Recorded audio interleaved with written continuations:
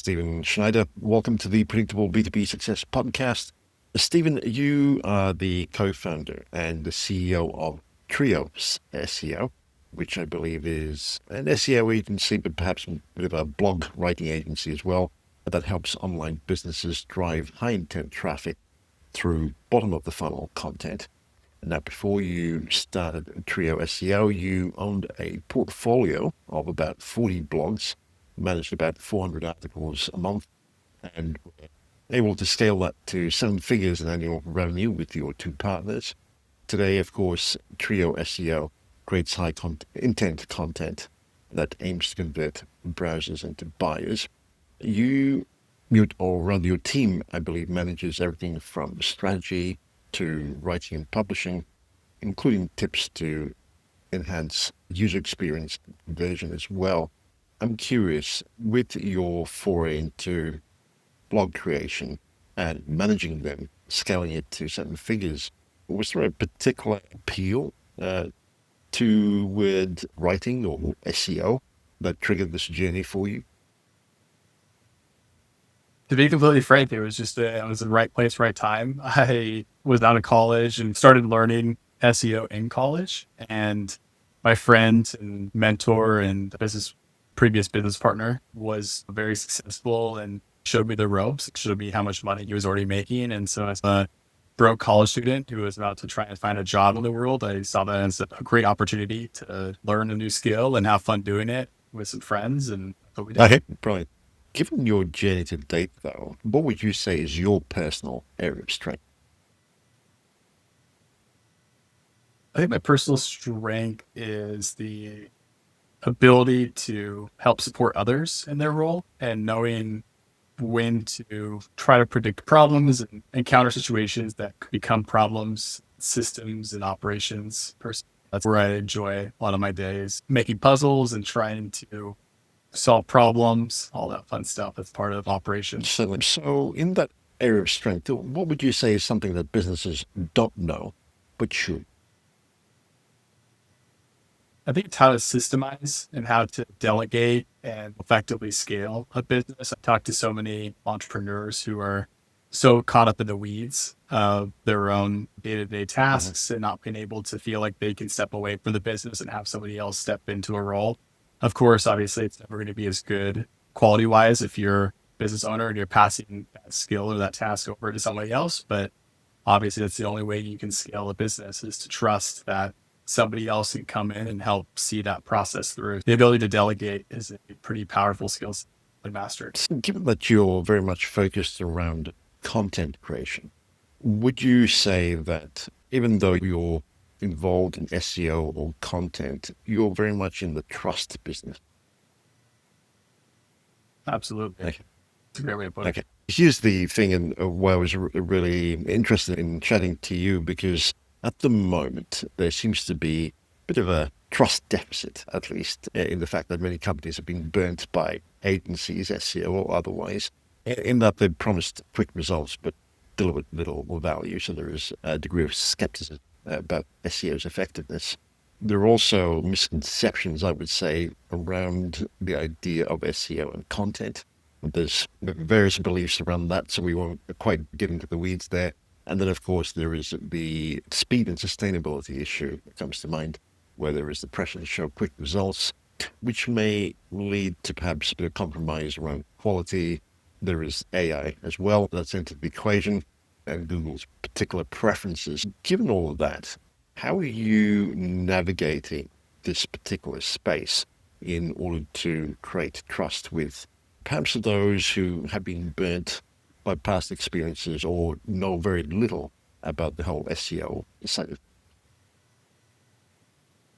Yeah, it's a really difficult topic. It's definitely one of those things where you have to be understanding of people's past experiences and listen to them and try to encourage that it might be different this time and that we're going to have all these checks and balances in place. But at the end of the day, we're entrepreneurs first. It's not like we took an SEO course and we're trying to just be SEOs. We've done a lot of high quality SEO for our own businesses. And now we're taking a lot of those skill sets, applying them over into our clients' strategies. And so work with a client, we're very upfront about expectations and timelines and deliverables. We always say that if you work with an SEO agency who promises quick results and promises to put you at the first top rank of Google, you should run the other way. You see that as a red flag in your own due diligence process, because it's not like that. I always tell people that at the end of the day, Google is our boss and Google makes the rules. And so we're going to do everything we can in our power to bring in quality traffic, get you top tier rankings, but we don't make the rules. And so we're playing within the confines of best practices and how we see quality, and doing everything by the book is really big for us, especially in the age of AI. And we pride ourselves on being boring SEOs for that reason. It's not going to be a quick path to success. It's not going to be an overnight run to $1 million in SEO revenue. But if you do things by the book and you play it smart and you take the long game, it will be sustainable and be much more worth your time and energy and resources than if you were to cut corners and try and cheat this. All of which would probably make sense. But how are you able to show customers that this is something that is worthwhile, given that and I'm asking this question because you've been able to scale businesses solely on the basis of SEO without investments into ad spends. At the end of the day, they're going to believe what they want to believe. And I think that's fine. That's their own prerogative. But what we really like to do is we like to work with people who believe in SEO, believe in the results, and believe in trusting us to bring that to life, because we are people who have experience doing it over and over again. If we encounter a future client or somebody who's a prospect that is trying to poke holes in our system or trying to deflate that trust, it's just not a good fit. And that's perfectly fine. It's not like we have to make it work.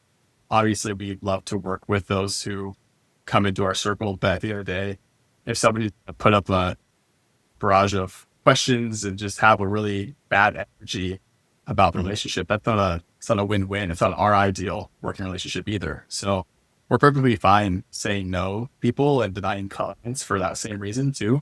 It's a two-way street. It's all about respect and trust and making sure that you're paying us for our skill set, and we're also spending our time and energy working with you. So there has to be some sort of collaborative effort to make it mutually beneficial from both sides of that equation. Okay. So if I'm hearing this correctly, you're really using case studies, past experiences to build your level of credibility and trust. That's pretty much, okay, so we've done this before. The results speak for itself. If so, trust us and we can proceed or not.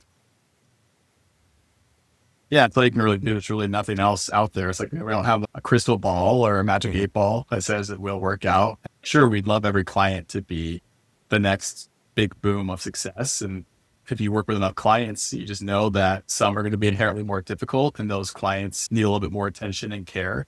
And that's great. And we'll do everything possible, but we don't make any promises. We don't forecast results. I think that's even more of a slippery slope when you do work with an SEO agency who says in 12 months, you're going to have this much traffic. And then it just sets this false expectation when your site gets affected by Google update for God knows what reason. Then you look back and you're like, what happened? And so I think that's a huge part of the SEO industry, and why it gets a bad rap is because there are people out there who promise the world and realize that you're making promises when you don't have control in the situation. You can play by all these best practices and do everything by the book. Google is the end all be all at the end of the day. I'm sure listeners are curious as to your thinking around content, because it would seem to be a fundamental part of the whole SEO equation.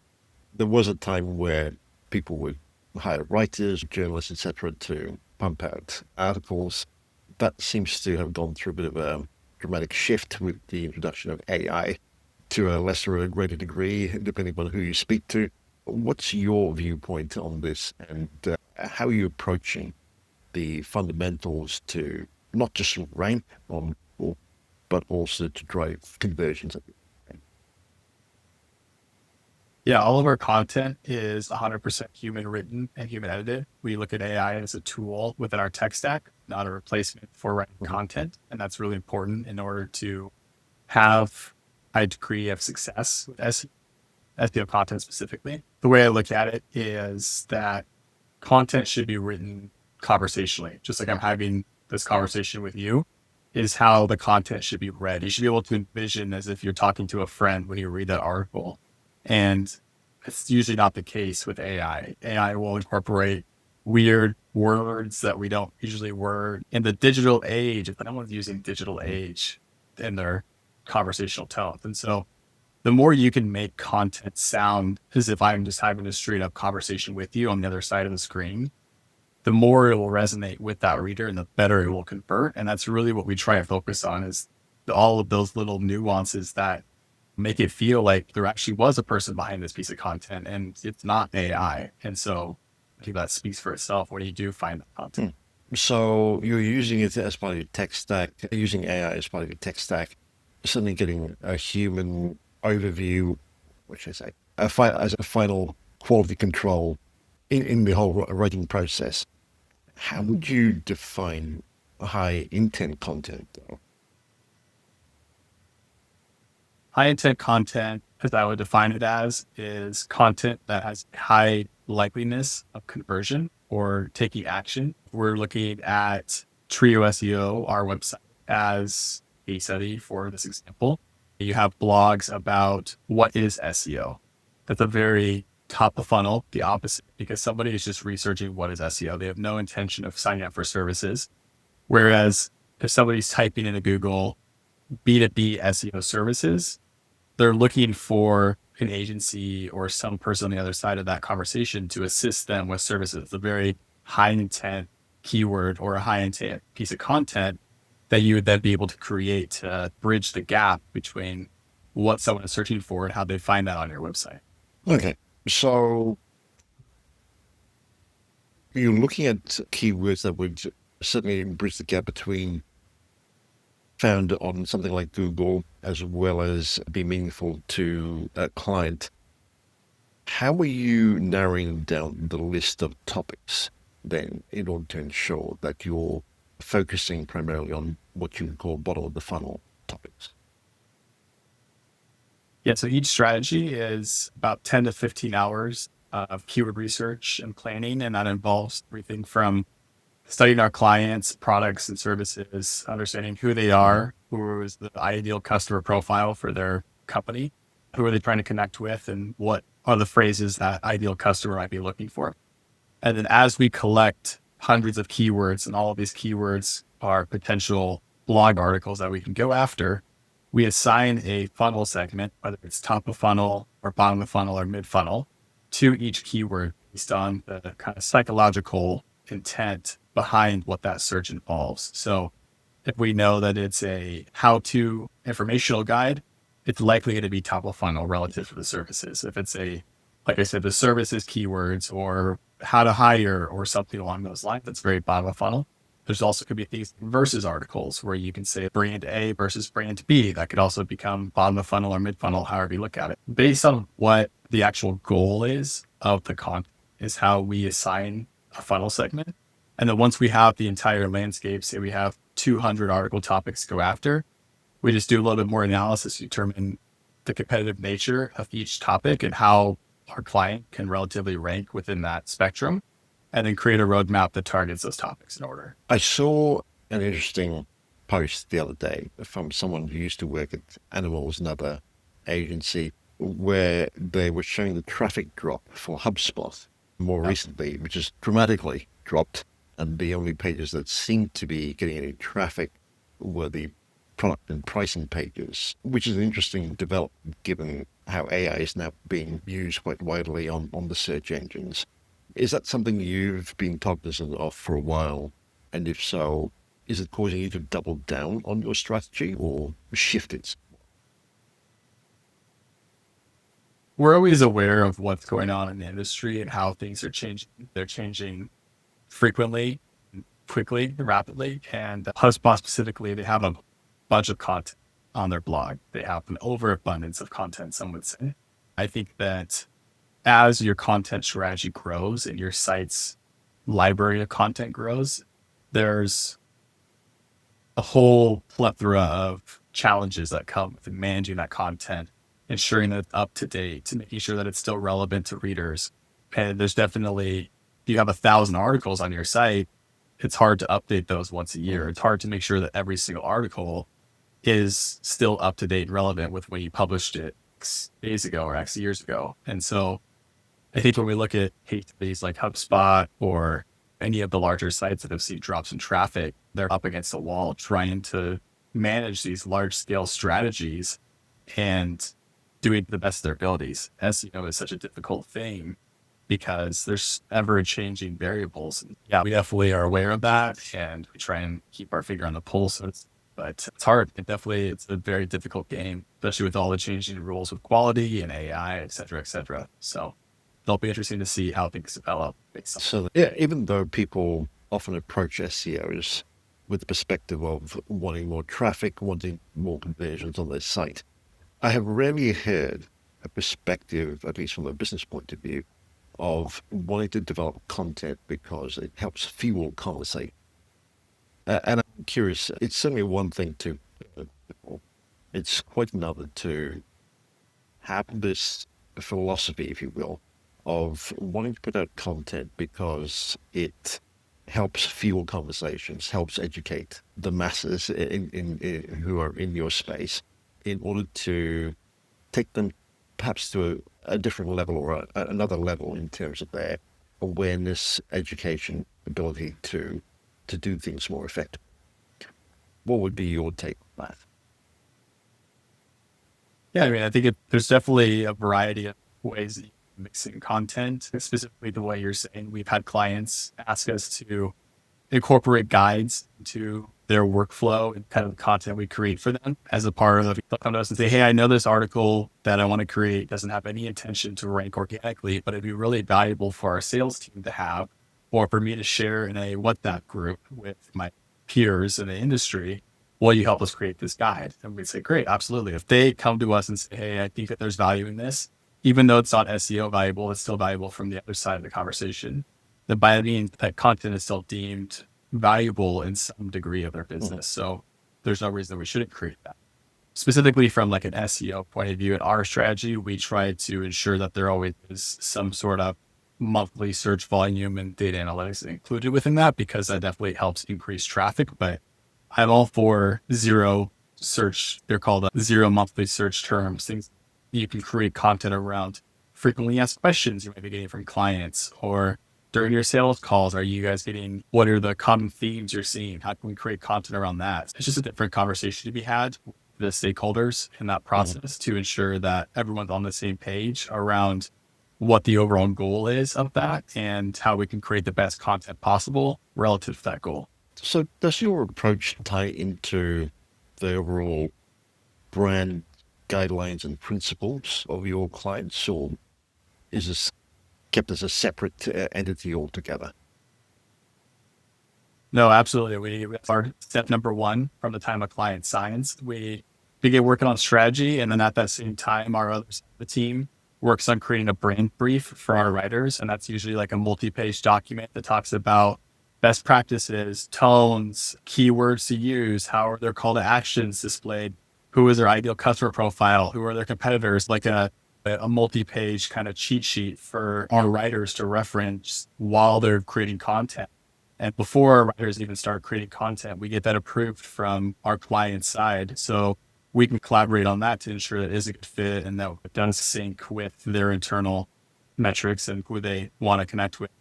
And then once that's approved and polished up, that becomes a resource for our writers to leverage as they're creating content for the clients. Given what you said, are you also encouraging and enabling thought leadership within the organization as part of your content creation process?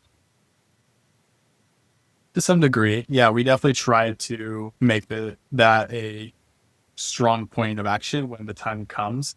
We have a pretty rigid process and system for how we go about things, but thought leadership content is one of those things where trends or what you're seeing emerging, like they're again more keyword specific. So if the opportunity presents itself, we would love to explore that. But by all means, it's not a key focus point. So it depends situationally on what the goals are, what we're trying to help the client achieve at the end of the day. So I know you've alluded to perhaps different parts or segments of your approach to content and SEO, but given, say, the initial 90-day approach, generally speaking, what would it look like? And are they critical elements that you want to touch upon or hit within that time frame? Yeah, so every client starts with a 90-day strategy, and that's kind of our roadmap to figure out what are the best topics to target in the first 90 days. All of our packages are based on an X number of articles per month that we're looking to create. So our standard is 7 articles per month. We'll have 21 topics at the end of 90 days that we're going to set. And then what we do is we compile a bunch of research, all the keyword strategy, kind of like what I just mentioned. And then we'll create a roadmap based on what we have seen as things that our clients either have within their scope to tackle competitive wise or high intent wise, or that might be from an SEO point of view. And then we bring that roadmap to our clients and ask them to review it with us because they know their business. I don't know, we know their business at the end of the day. And so they might have feedback around, hey, this topic would actually be better to prioritize in month 1 versus month 3. Or actually, this other one that you didn't throw on the roadmap is higher priority, but you probably would have known that because we have this product or update coming out in the next 30 days. So there's a lot of nuances to the business that we just don't know about. And so that's why we do our homework and then present them with the options. And then from there on out, we kind of shape what that roadmap looks like. And then once we've both agreed upon kind of the foundation, we load it into our process and let our team carry that forward the next steps of writing, editing, uploading, optimizing, and publishing, and then rinse and repeat from there. Okay. Are there perhaps, or is there perhaps a relationship between, say, the length of a content piece and conversion rates? Not so much. I would say that content length is definitely one of those things that there is a sweet spot for, probably a blog article is in that 1,500 to 2,000 word average, but it is an average. If the topic is deemed 500 words to the question with some purpose and you feel like you've done it well enough, there's absolutely no reason to add an extra 1,000 words of fluff. So I look at it as how you can cover the topic with some success. I always relate back to recipe articles, for example. The people always talk about there's the pastime of baking cookies with your grandmother and working in the kitchen and all sorts of stuff. And you're like, I'm here for 10 steps on how to bake cookies. I don't care about all the other kind of nonsense. So there is disconnect. And obviously some people would argue that you need that content in order to rank. But at the end of the day, what you want to do is try to create content that speaks directly to the questions at hand and what the user is after.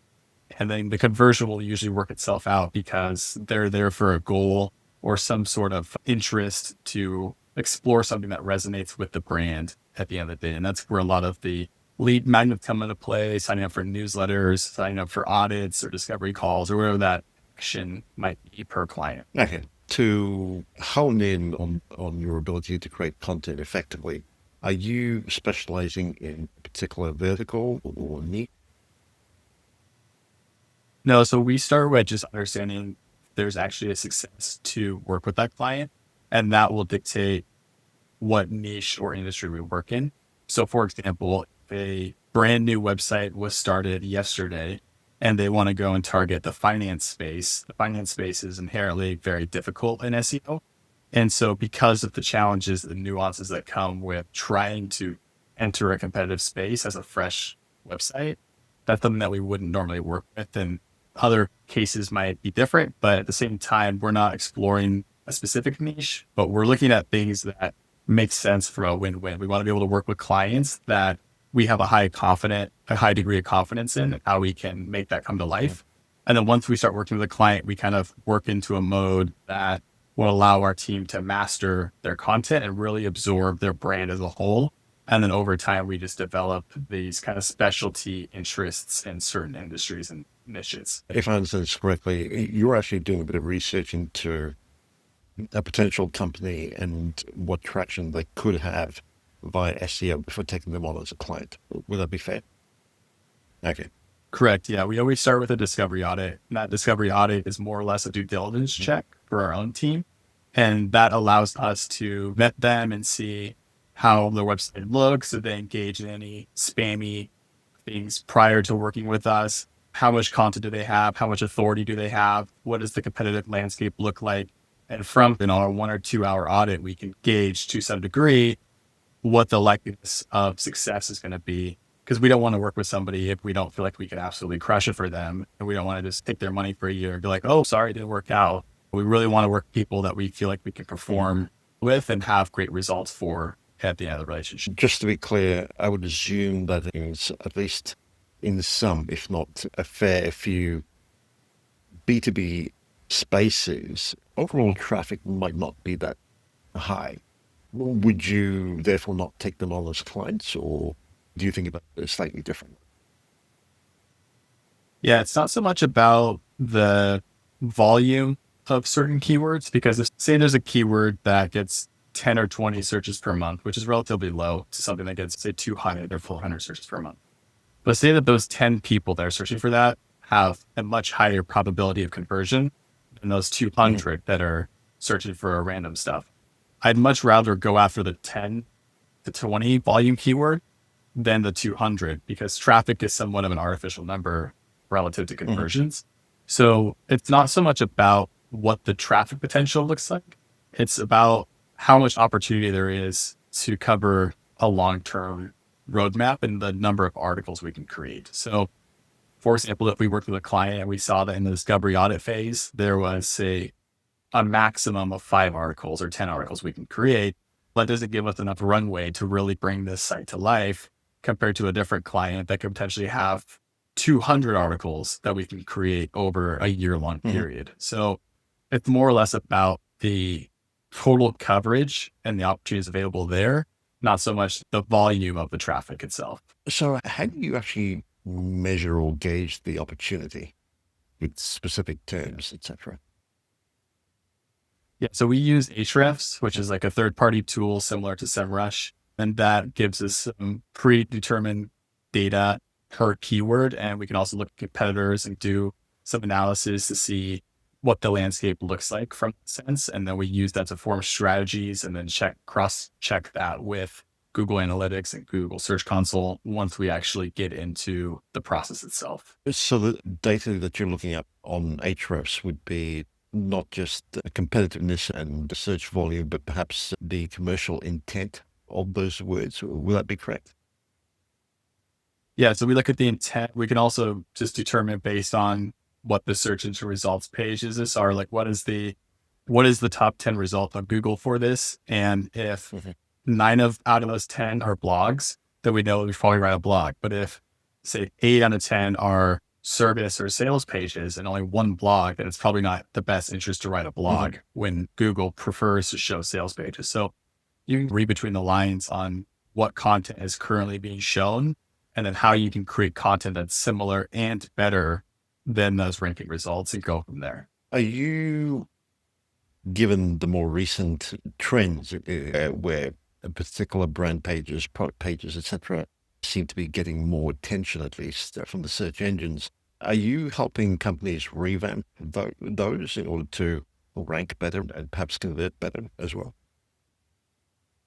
Yeah, service pages are part of our package that we include. So when we say we'll create 7 pieces of content per month as a package, that could either be in a blog article, new. It could also be an update. Maybe they have an existing blog that 2 years ago had a bunch of traffic, but it hasn't been updated since then. We can jump in there and revamp and refresh that. It could also be a service page. So maybe they have 3 or 4 landing pages in their navigation menu about their core products and services, but they're under optimized. They don't speak well to the client or customer. They don't include the primary and secondary keywords. So we can go in there and either update those or even freshly develop new service pages in addition to the existing ones, and make it more of a cohesive strategy overall relative to organic search. Okay. And I'm curious about the metrics that you prioritize beyond, say, conversions and traditional SERP rankings. Yeah, so we primarily look at the rankings itself, which is very important. We don't want to push that aside. We also look at the users and unique users going to the page and the overall website as a whole. We look at the clicks, we look at the impressions. Time on page is obviously important. If people are late on the page and they're only there for 1 or 2 seconds and then leaving, that's a red flag for us. There's a plethora of metrics that we look at that allow us to make decisions around either improving existing content or how to ensure that it's performing up to our standards, amongst other things. That's interesting. So I'm also curious, how do you translate your viewpoint of those metrics through to quality control at the human level before it's actually published or revamped. In play per content piece. Then we just have to see how Google responds to it and how the website actually performs from there on out. So much of the internal process going from A to Z is pretty standard and making sure that's like all of our secret sauce at the end of the day within Trio SEO.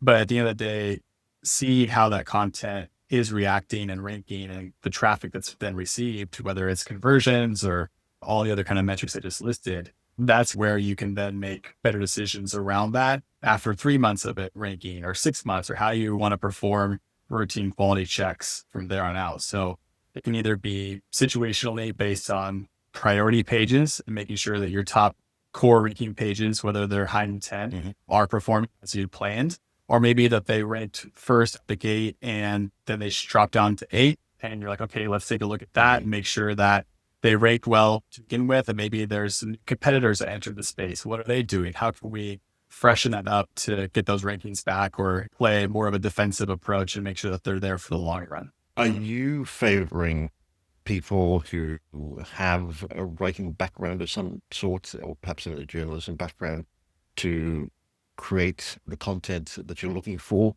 Or is there a framework that you use to train people to write for the web? Yeah, a little bit of both. Writing experience is definitely helpful. We will usually work with somebody if they're coming to us. They're like, hey, I want to be a writer. Can you teach me how to do this?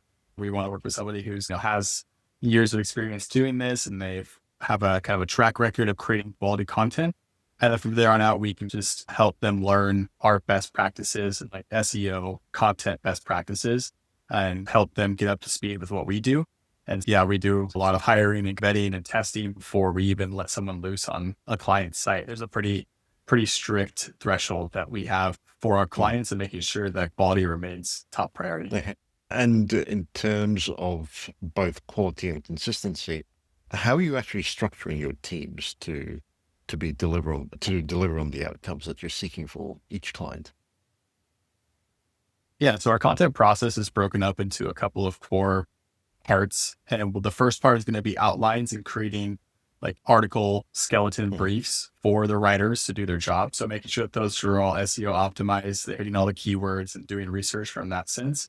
And then once the writer jumps in that, the writer goes to work, does their job using the writer or the content brief that I previously mentioned per brand. And then from there on out, once they're done, they collaborate with our content manager and our editors to make sure that, everything is as it should once that's done to go, ready to go. Once the content has been written and approved through that checkpoint, we then upload it and make sure that the images are added and that it's formatted well, and all on-page SEO kind of best practices are in play. And then once it's uploaded, we actually have an additional team member go and do a quality check for the uploads before it goes live, just to make sure that there was nothing slipped through the cracks, and that we do one final quality check before we go live. And once it goes live, is where we start monitoring the results. Right. At what points are you using AI to help hasten the process and perhaps assist with the humans involved in the overall process? Yeah, so we use AI primarily in the brand creation of the brand briefs. Say that a brand delivers a 20-page marketing document around who is their ideal customer and all the things that the business does. Well, it's pretty difficult for our team to digest and memorize all 20 pages. So we might leverage AI in order to summarize that and create a brand brief that is bullet point and organized, and has tables and a little more concise and digestible. Grammarly also has a great AI feature from making sure that, hey, you missed a comma here, or the sentence structure is off here. So using it more in our editing process. And then I use it for strategy and helping it, hey, can you help me format a formula to digest and analyze a large data set? So using it in different metrics allow to work on strategy or keyword analysis or whatever I need to do spreadsheet wise that I might not have a formula for in the back of my head. I can usually try to figure out some kind of techie way to get it done a little bit faster. Updates and communication with your clients. I think you mentioned it's weekly. Is that correct? Yeah, so we do weekly updates via email, and then we also do a quarterly meeting where we go over analysis in depth and review the next 7-day sprint. And client expertise, you touched upon that, but is there perhaps another perspective that you would offer with, say, clients who are doing things like running in-person events or webinars, etc.? in order to integrate with your SEO approach? Yeah, so we have clients that currently do webinars on the side, and then what they'll do is they'll give us the transcript of that webinar audio wise, and then we'll try and figure out if there's any way to optimize it further, try to generate some sort of blog out of it, or maybe it could support an existing blog that we could tack on the bottom of it. So depending on what our clients' ongoing strategies are outside of SEO content, we're always happy to collaborate, and that's actually preferred. A lot of our most successful clients are people that can come to us with all these extra ideas, and extra resources that our team can then leverage further, and then figure out how can we marry the two and solidify that relationship further. Interesting. Given that AI seems to be increasingly providing snippets of information that we're searching for on the search engines as well, where do you see content going in the next few years? Is it something that you would continue to double down on? And if so, what would be the lens through which you would view it?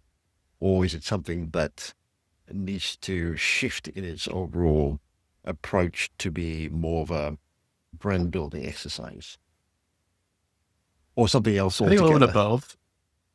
both. Yeah. I look at it as definitely as a brand building exercise. I look at content having topical authority, having a lot of coverage on your industry, and showcasing to Google that you do have knowledge on a certain topic that your website covers. If you look at it from an authority perspective, if you have an about page and a contact page and a service page and a home page, you're probably not going to be viewed as legitimately as a competitor who has several landing pages. They have lead magnets, they have case studies, testimonials. They say they have 100 blogs. They have all of this content that speaks to their expertise in that space. Google is definitely going to look at it from an iceberg visual and say, this other site over here has all this depth, whereas this other one barely has anything. And I'm going to want to rank and showcase this content over here that's more expertise and more authoritative to the search results. I think that as it comes down to brand building, having that content for stakeholders as they land on your site is going to be increasingly more valuable as things like AI and ChatGPT get integrated into the world. And it's only a matter of time. We're already seeing it now where ChatGPT is pulling in search results based on authority. So I think that those two things are going to serendipitously work themselves out. And if there, it'll be interesting to see. No one really knows, but I'm excited to see it unfold. Do you see a bit of a revamp of the way results are displayed on the search engines? I hope so. I think that Google's really messed things up right now. I think that they really tried to enter the rat race and make it that it wasn't. Maybe they did it a little too soon. They have generative AI search up top, and those aren't always accurate. And then they have PPC ads below, and they have shopping feature, and they have frequently asked questions. And what we're seeing right now in search is that there's almost an overabundance of information without actually presenting quality information. It's just littered with results that don't really cover the topic well. I've always followed a practice that less is more, and I hope that Google follows suit in that and allows it to shift back to the older age where it's less about Google trying to make money off of every single click or every single set of eyeballs, and really improving it for the user's experience. Because if the user experience is dialed in and successful, then, the rest will work itself out. What would you say is the most overlooked opportunity with B2B content strategies? I think podcasting is very overlooked in a strategy. I think that as we're getting into authority and how important authority is for brands to become successful, and then you also look at personal branding and how B2B brands who are relatively smaller in industries can really thrive through C-suite executives who have personal brands on LinkedIn or social media elsewhere. I think podcasts are a great way to network. You get content out of it. The hosts get content. More often than not, the host will also link back to your website in the show notes, which helps your authority and your backlink process. They're really win-win way to meet great people like yourself and form new relationships, and also spread your message around to people at the end of the day. Yeah, I think that podcasts are the way to go. So is that increasingly something you're advocating for, especially in the B2B space? Yeah, absolutely. I try to do maybe 2 to 3 podcasts a week if I can. And yeah, I'm very bullish on podcasts as a strategy. Okay. To wrap things up, is there perhaps an area or two in this whole space of SEO and driving predictable revenue growth that you find doesn't get talked about very much? If so, what would they be? I think the importance of just playing the long game and being patient with the results. SEO is definitely a game of delayed gratification. And the longer that you can be consistent in your strategy and look at a multi-year time horizon instead of thinking in weeks and days, you're going to look back at the end of it knowing that you did everything by the book and did it correctly and be really happy with the results. But we're definitely living in the age of an instant gratification where everyone wants everything now. They want their Amazon package overnight.